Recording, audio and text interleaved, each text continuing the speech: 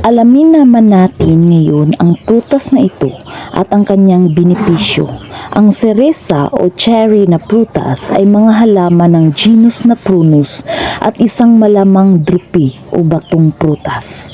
Ang mga prutas na seresa na kinakalakal ay karaniwang nakukuha mula sa isang limitadong bilang ng species, kabilang ang mga cultivar na matamis na seresa na Prunus avium.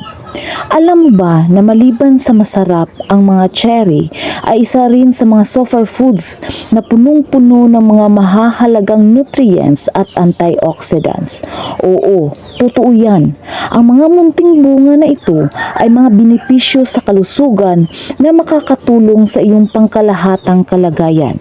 Mula sa pagpapabuti ng kalusugan ng puso, pagbawas ng pamamaga at pagtulong sa pag-recover pagkatapos ng ehersisyo.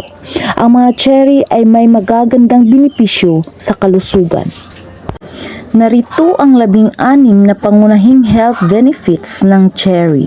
Mayaman sa antioxidants at anti-inflammatory compounds, nakakatulong sa gout, nakakabuti sa puso, nakakatulong sa tulog, nakakatulong sa exercise or recovery, nakakatulong sa timbang, nakakatulong sa digestion, nakakatulong sa kalusugan ng mata, nakakatulong sa immune system, nakakatulong sa brain function, nakapagpababa ng blood pressure, nakapagpababa ng cholesterol, nakapagpabuti ng mood, nakapagpabuti ng skin health, nakapagpabuti ng bone health, nakapagpabuti ng oral health.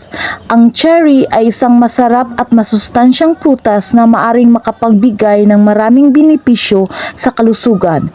Ngunit dapat din tayong maging maingat at mapanuri sa pagpili at pagkain nito. Kung mayroon kang anumang alinlangan o tanong tungkol sa paggamit ng cherry, huwag mag-atubiling kumonsulta sa iyong doktor o nutritionista.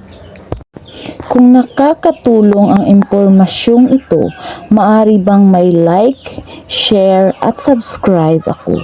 Hanggang sa muli, maraming salamat po.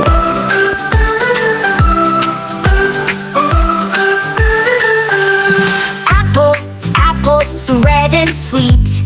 An apple a day is a tasty treat. Bananas, yellow and bright.